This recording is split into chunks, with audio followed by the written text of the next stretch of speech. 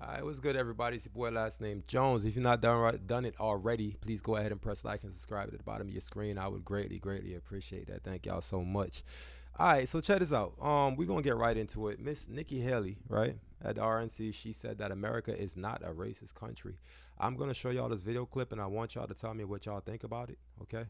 Uh, yeah, crazy shit. Let's get to it.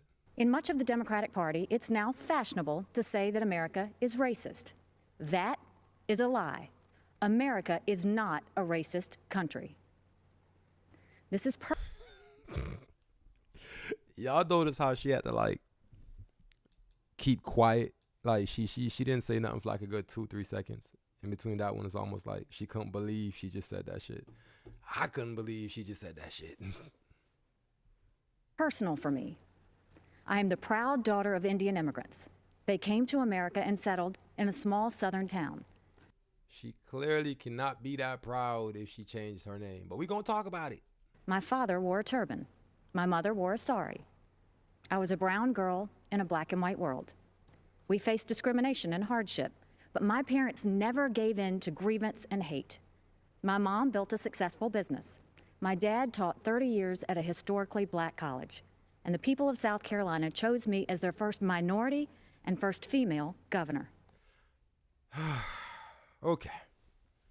Where do we start? All right, for one, her real name is not Nikki Haley. That's for one. If America was not a racist country, she would not feel the need to change her real name to appease to the audience that she wishes to, get those votes, right? Nikki Haley was born Namarita Nikki Randwawa. I just probably butchered the shit out of her name. Y'all forgive me. But yeah, it's Nimarata Nikki Randawa, something like that, whatever. Nothing about her name is American. You know, not Bill, Clark, Williams, Jill, Brown. Nothing about her name is American, right? She's going by her middle name, and then the other name is by marriage. But she's using these names, right, basically to appease to the audience, you know? She says she's the proud daughter of immigrant parents. Proud people wear their culture on their sleeve. Now, I'm not saying that she shouldn't pick up American culture. Like, you're in America, you should, you know what I'm saying? When in Rome, do what Rome do.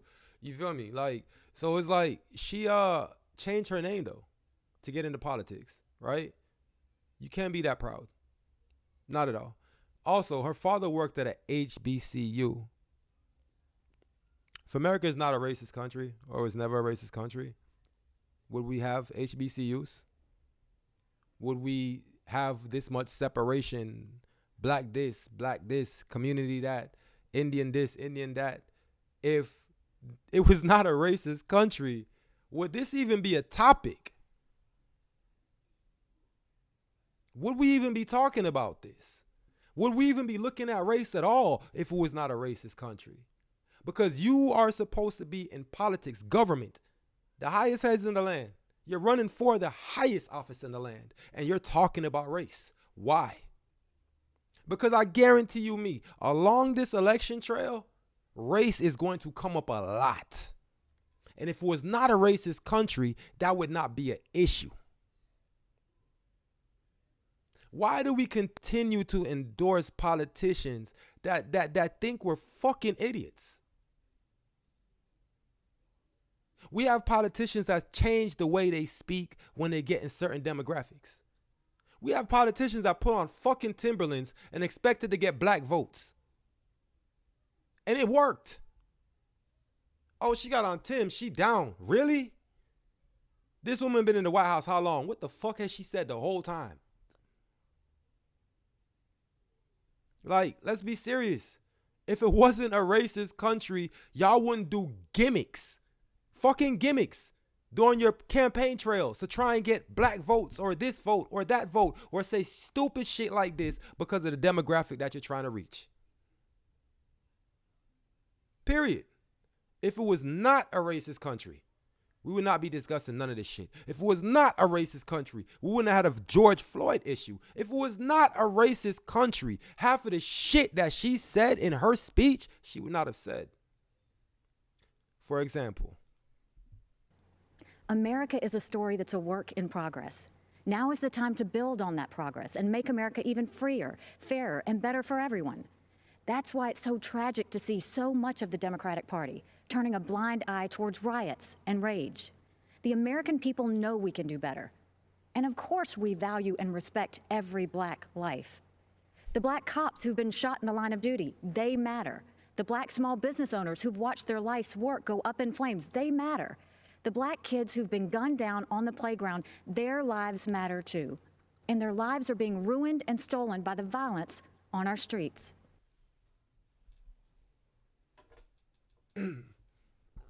separation. Words of separation. The black small business owners. Why not just say the small business owners? The black boys and girls that got killed on the playground. What about the children that gets killed on the playground? If it was not a racist country, this is what her dialect would be. She would not be using words of separation throughout her speech if it was not a racist country, because those would not be issues. So the mind would not sit there and project that or feel the need to appease that audience, because that's what she's doing right there, appeasing to the black community. If it was not a racist country, it would just be the American people that she's speaking to. That's it. She's wrong. Like right there, that comment alone should disqualify her from becoming president. Yeah. People say, well, Trump this and Biden that. We wouldn't have a Biden or a Trump if it was not a racist country. We wouldn't. Remember Joe Biden sitting at the Breakfast Club and saying, if you don't vote for me, you're not black. What? If I don't vote for this white man, this old ass white man, I'm not black. You kidding me? Yeah. Donald Trump, if he would have just shut the fuck up, he wouldn't have been a bad president. He just had to be quiet because his words caused a lot of separation. But if you look at some of the things that he was doing, they made sense. You know what I'm saying? Like, that's why do we continue to endorse politicians that treat us like we're fucking idiots? Throw us little biscuits and shit like, here, please vote for me. I talk like you, or I understand you. Because right there when she said that, she's really speaking to a certain audience to get their votes. It's numbers for them. They don't give a fuck about the people. And y'all excuse me for cursing this Sunday morning, but this shit, come on, man. If it was not a racist country, her dialect would be different. It would not be the black this, the black that, or the black this, or feel the need to even say half the shit she said in the beginning of the speech, because that stuff would be irrelevant to the mind. It would just be the people she's speaking to, not an audience. Y'all gotta watch how these people speak. They use words of separation and different shit when they get in these politics. It's the trickery. Look at her face. She just looks like she's lying. Like, you're just full of shit. Look at this. The puppy dog eyes, the whole nine. This is an act. It doesn't have to be like this. It wasn't like this in South Carolina 5 years ago. Our state came face to face with evil. A white supremacist walked into Mother Emanuel Church during Bible study. 12 African Americans pulled up a chair and prayed with him for an hour. Then he began to shoot. After that horrific tragedy, America is not a racist country. Then she goes on to tell about a white supremacist that goes inside of a church and guns down 12 black people that prayed with them. But it's not a racist country. This shit happens all the time. Young man that was jogging, minding his business, got killed or killed by the father and son who got convicted, of course. Jim Crow laws. Like, have you gone to the bank as a black person to try to get a loan for a home? with good credit. Have you done that? The friggin' stories that come out about black couples that selling houses or trying to get their house refinance their homes, and they put up pictures of a white family on the wall, right? This really happened. You could Google this shit, YouTube it. I'm pretty sure you'll find the video. You know what I'm saying? They put up videos of a white family on the wall, right? And the value of the house was like exceptionally high. Then they came back, put pictures of the black family on the wall, exceptionally low. Different. Let me see if I can find that video for y'all real quick. Let's see. Couple. Let's see. Tries to sell. Oh no, how could I word this? Let's see. Black couple.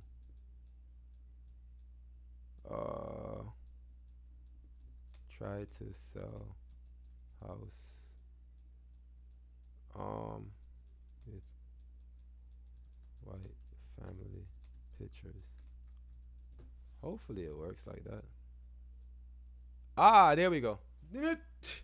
So common. This 4-bedroom home in the hills of Marin, north of San Francisco, offers lots of light, water views, a school right down the hill. So the house used to end right here. Owners Paul Austin and Tanisha Tate Austin knew it was worth at least $1.3 million based on a 2019 appraisal.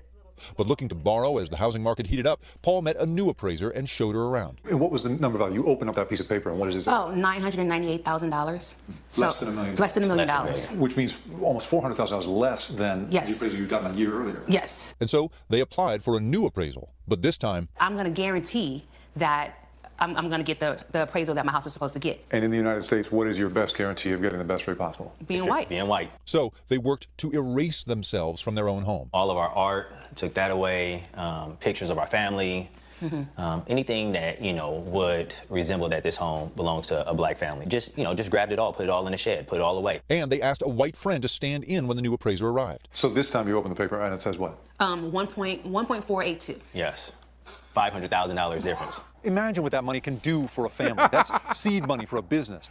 America is not a racist country. That's a second home you could rent out. That's college tuition. Now, imagine this whole community misses out on those opportunities. It shows that this is a far larger problem than this one address. All right, people. America is not a racist country. So let me explain to you my belief on what Nikki Haley probably should have said if she was trying to sound smart, universal, whatever the fuck she was trying to say. America indeed is not a racist country. The America of today, the American people, not all of the American people are racist. However, the laws, different things within the system, certain geographics or geography where you go certain places you go in America is racist. Not the entire country. Not the entire country. But racism does exist in America. You see how that sounds? America is not a racist country, but racism does exist in America. It does. America's history is racist as shit. Slavery. Come on, man. Oh, some would say slavery isn't racism, though. I mean, hello. Look how it affects us today, systematically.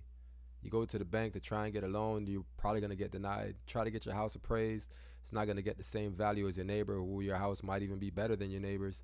You know what I'm saying? Like, this is what black people face. And it's not just black people. You have Indian people, you have Muslims, you have Jewish people. There's some form of racism no matter where you go in the world. But in America, systematically, racism does exist. And it's not just in America. Other European countries also is the same thing. We live in a world that's, if you think about it, somewhat racist. So it's impossible for America not to be a racist country at the end of the day. 'Cause every country has a systematic form of racism going on. But America oppresses blacks.